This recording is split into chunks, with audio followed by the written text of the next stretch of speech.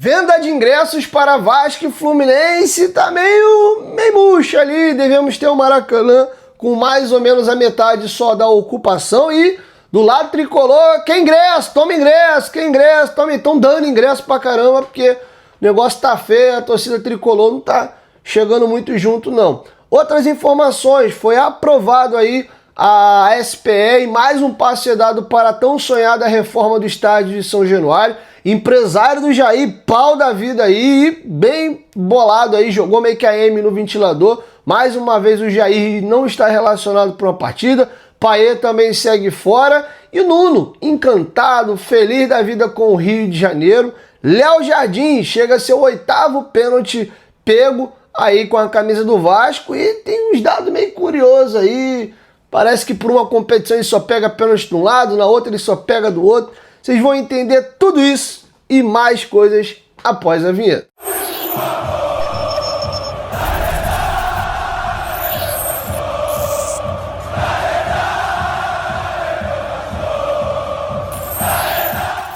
Bem-vindo ao canal Futebolaço, eu sou o Dieguinho. Bom, galera, tá entrando no ar a nossa segunda e última edição desta sexta-feira, como sempre, com muitas informações para vocês. Like no começo do vídeo que ajuda bastante. Tá chegando pela primeira vez no canal, já se inscreva, ative o sininho das notificações e, claro, sigam o nosso perfil oficial no Instagram. Beleza? Galera, notícia importante, foi aprovada agora à noite a criação da SPE, a Sociedade de Propósito Específico, que é a empresa que o Vasco vai utilizar para poder gerir aí as obras da reforma de São Januário. Então, mais um passo dado no sentido da nossa reforma. Eu vou passar para vocês o resultado aqui da votação. 2.315 sócios votaram favoráveis à criação da SPE, 670 sócios votaram de maneira contrária e tivemos 74 abstenções, tá? Então está aprovado aí a criação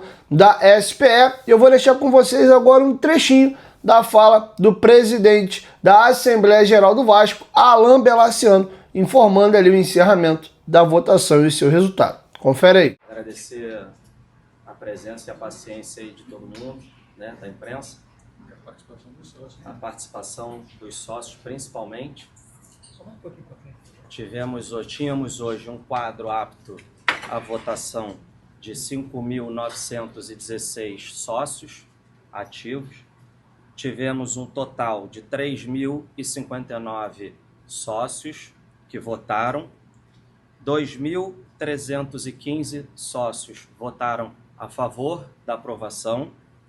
670 sócios votaram contra a aprovação e 74 sócios se abstiveram. Então, estou declarando aqui encerrada a votação e a apuração com 73% mais ou menos de aprovação pela abertura da SPE. Tá bom? Mais um passo dado para a construção do novo estádio São Januário. Mais um passo dado, menos uma burocracia, seguimos em frente e agora vamos dar entrada no cartório, contrato social, assim que a diretoria tiver com tudo pronto. Obrigado a todo mundo, boa noite, saudações vascaínas.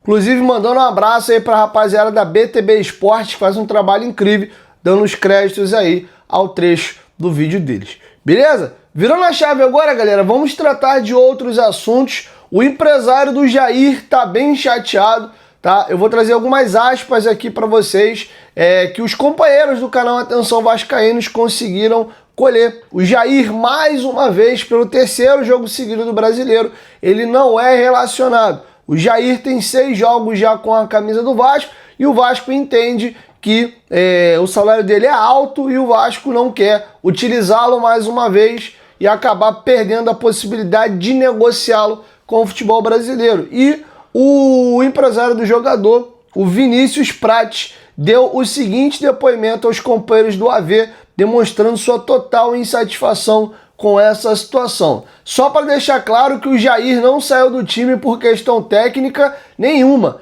e não é culpa do treinador, que sempre pretendeu trabalhar com ele. Foi por contrato.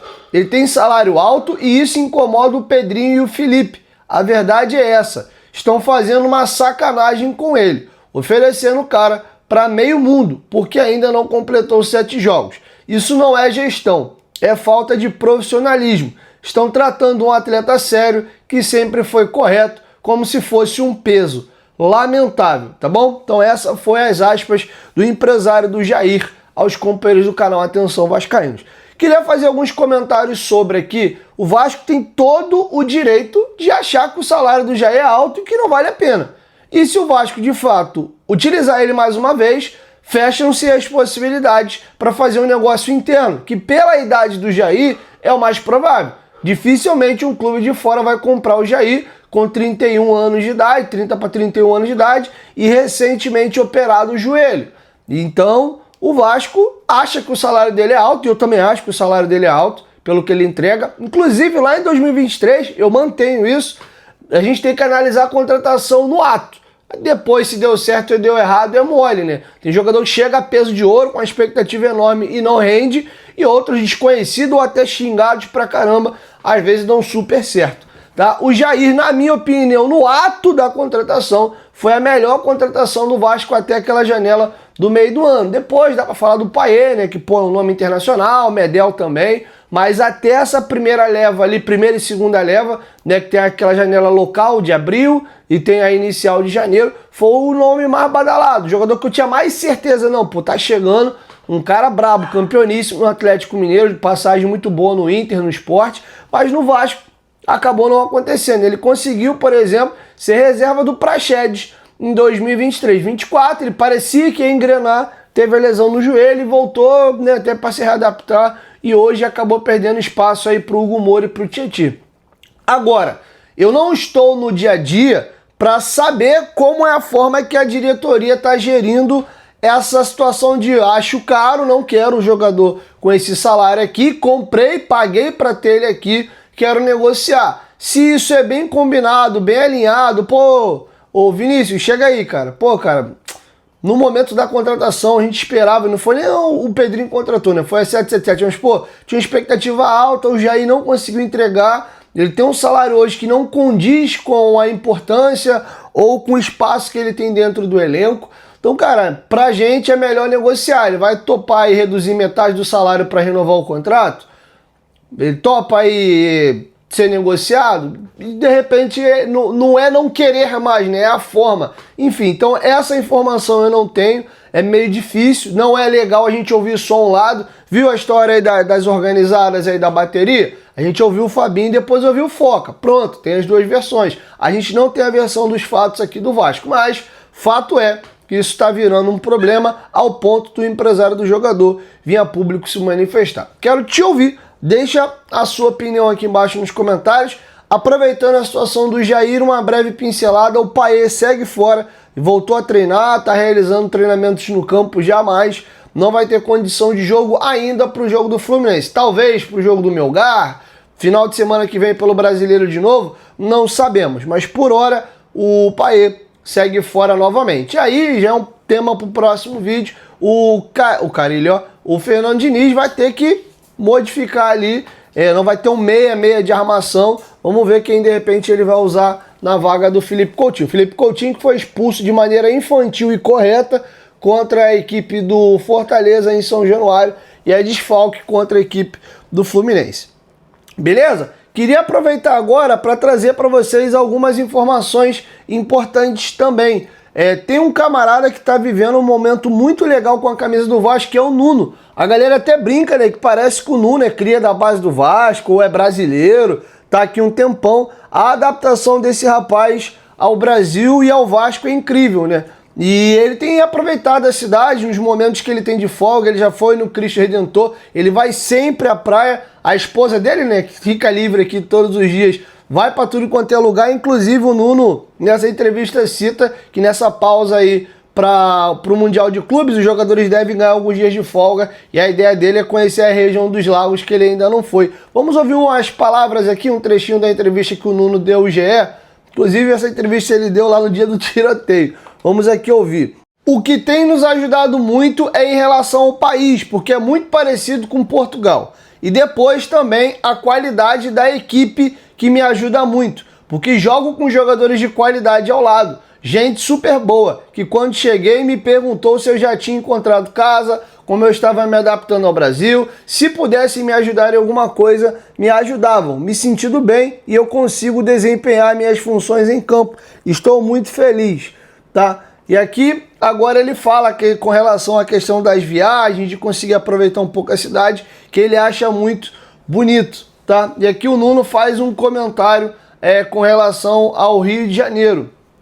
Vamos para Búzios ou Angra. O calor nos faz querer sair mais de casa. Nós adoramos calor. Moramos na beira da praia. Queremos aproveitar essas coisas que o Rio traz. Fomos ver o Cristo. Queremos conhecer ainda mais coisas. Ela, Inês, né, que no caso é a esposa dele, como tem mais tempo que eu, tem aproveitado para conhecer o Rio. Estou à espera das folgas em junho para conhecer mais. Ele, inclusive, tem uma pinta meio de celebridade, né? Ele posta umas fotos com as roupas diferentes. Aqui no Rio, inclusive ontem, ele postou umas fotos bem diferentes aí, dando um rolê na praia. Pegou um teco-teco, um tiroteio no CT e depois foi na praia. Tá bem legal. Tem foto dele com a camisa da Seleção Brasileira da Copa de 98, com o 9 do Ronaldo. Tem umas fotinhas bem legais aí para vocês darem uma olhada. E vamos aqui pegar mais umas aspas aí do Nuno Moreira. No início eu disse, não, eu vou olhar porque temos que encarar as coisas de frente.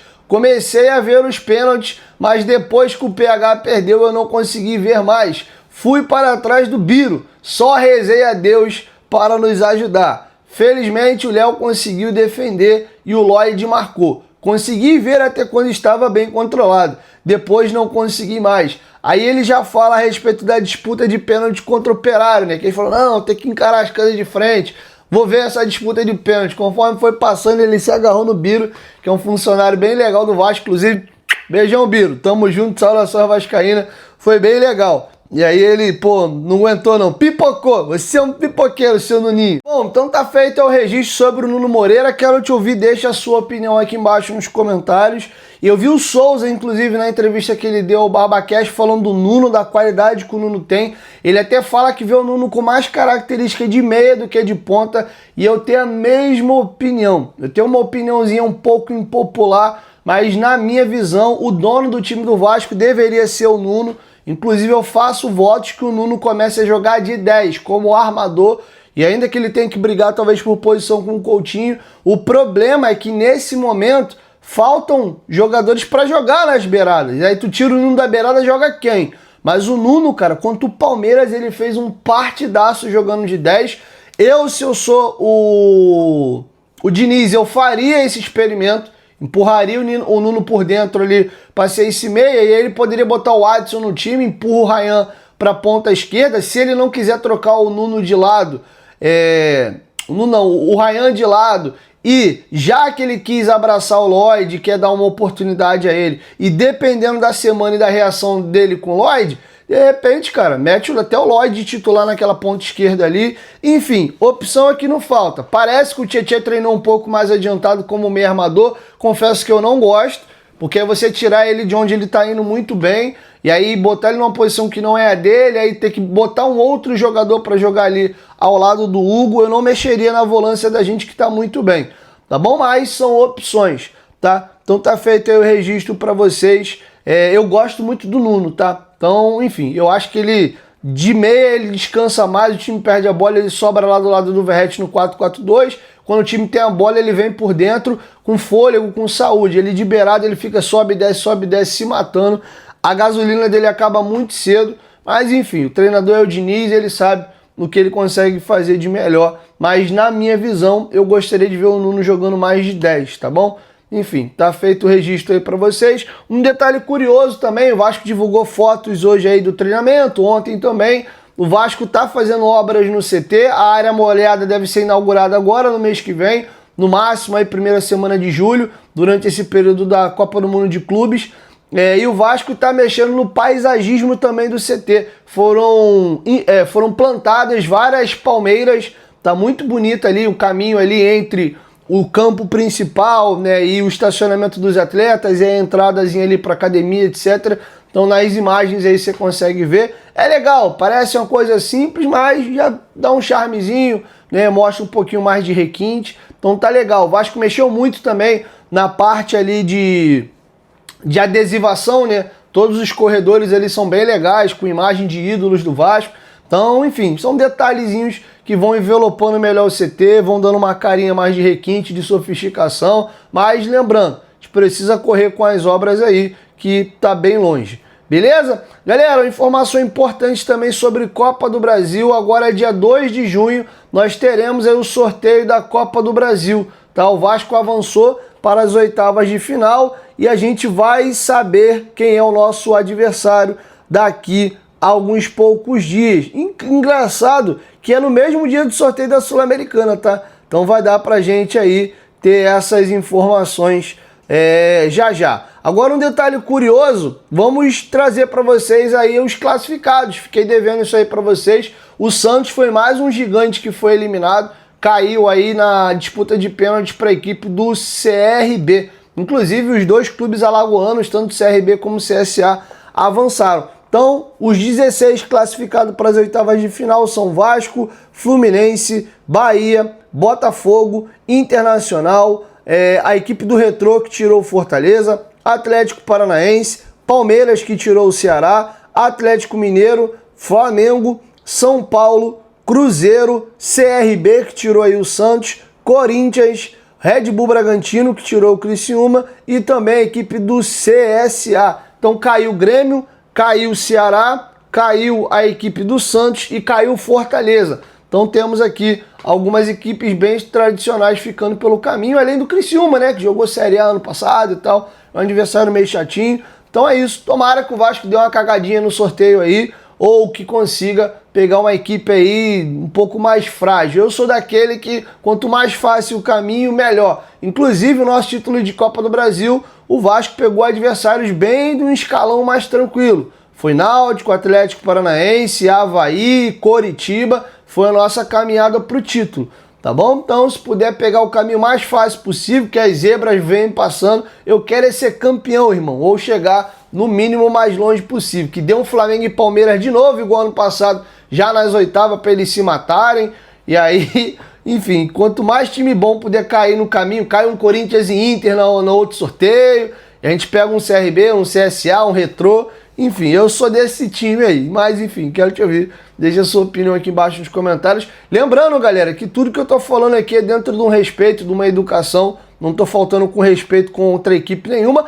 Acredito eu que algum torcedor também, o Vasco vem com a imagem tão arranhada e de repente no sorteio a galera vai preferir o CRB, o CSA e o Retrô. Mas dos grandes aí, se puder escolher um, vai ter uma galera querendo pegar o Vasco também. A gente tá com a imagem bem arranhada aí nos últimos anos. E tá tudo bem, tá? Um fato curioso sobre Copa do Brasil, eu fui fazer um levantamento, o Léo Jardim já pegou com a camisa do Vasco 8 pênaltis, é muita coisa, tá? Dos 8, 6 foram em cobranças aí, em eliminatórias na Copa do Brasil. Só contra a equipe do Operário foram 3 defesas de pênalti, ele pegou um do Água Santa, um do Fortaleza e pegou um também da equipe do Atlético Paranaense. Curioso, os 6 pênaltis que ele pegou na Copa do Brasil foi pulando para o lado direito dele, tá? As 6 defesas de Copa do Brasil, todas pulando para esse mesmo lado. Os outros 2 pênaltis que ele pegou, ambos foram por Campeonato Brasileiro, foram pulando para o lado esquerdo. Ele pegou um pênalti do Gabigol ano passado, enquanto o Gabigol ainda era jogador do Flamengo, e pegou também ano passado um pênalti do Wellington Rato do São Paulo em São Januário. Ele deu até a cagada aqui no rebote, o Léo Jardim tá caído, o gol tá todo aberto. O jogador de São Paulo, de maneira inacreditável, consegue chutar para fora com um gol vazio, um gol daquele tamanho. Mas ele pegou as duas por Campeonato Brasileiro, pulando para o lado esquerdo. Então, até o momento, são 8 defesas de pênalti, 6 na Copa do Brasil, todas para o lado direito, e as 2 do Brasileiro, pulando para o lado esquerdo. Enfim, que ele não fique manjado aí. Inclusive, o ideal não é só pegar, ele pegou 6 para a direita e 2 para a esquerda. A gente tem que ver quantas vezes ele pulou para cada lado. Se realmente ele é meio muralha, ele pula muito ou mais para o lado direito, ou se não, cara, ele alterna os lados, mas de fato ele tem sido mais feliz quando pula para o lado direito. E lembrando que como ele está virando um goleiro reconhecido por catar pênalti, vão começar a estudar ele também. Então, tá feito aí o registro. Beleza? Então é isso, galera. Assim eu vou encerrando com vocês a nossa segunda e última edição do dia. Amanhã é dia de clássico, temos Vascão da Gama e Fluminense no Maracanã. A venda de ingressos tá xoxa, pô, mais ou menos 30 mil ingressos vendidos. Vamos ter um Maracanã aí bem meia bomba. E uma coisa que me chamou muita atenção, lembrando que o mandante é o Fluminense, é que o desespero tá batendo legal do lado de lá, que olha... não vou citar o nome aqui porque a gente tem uma empresa concorrente, parceira nossa, mas a patrocinadora do Fluminense socou ingresso na mão dos influenciadores para sair dando. Eu vi pelo menos aí 3 perfis oficiais grandes aí de influenciador dando 6 ingressos, fazendo campanha ali para a galera poder ir ao Maracanã. Então encalhou os ingressos no lado do Fluminense ali, venda bem baixa. Da nossa parte também deve estar vendendo mais que a deles, mais nada, assim, nossa... A torcida do Vasco vai chegar em grande peso no Maracanã, porque a venda tá bem baixinha. Final de mês também, né? A galera às vezes tá um pouquinho apertada, é importante essa pontuação aqui. Mas, enfim, a gente não deve ter um Maracanã amanhã cheião, não. Se bater 40 mil, ainda acho muito. Tá com um cara aí de 30 e poucas mil pessoas no Maracanã, que venhamos e convenhamos, é um público bem baixo, tá? Mas, enfim... Vamos aguardar e tomara que a galera se empolgue, abra um solzão amanhã, também tá chovendo, o dia passou muito feio hoje aqui no Rio de Janeiro, aí quem sabe aí a gente veja um Maracanã amanhã lotado, tá bom? Então é isso, assim a gente vai encerrando com vocês a nossa segunda edição. Um beijo no seu coração e até amanhã. Tamo junto!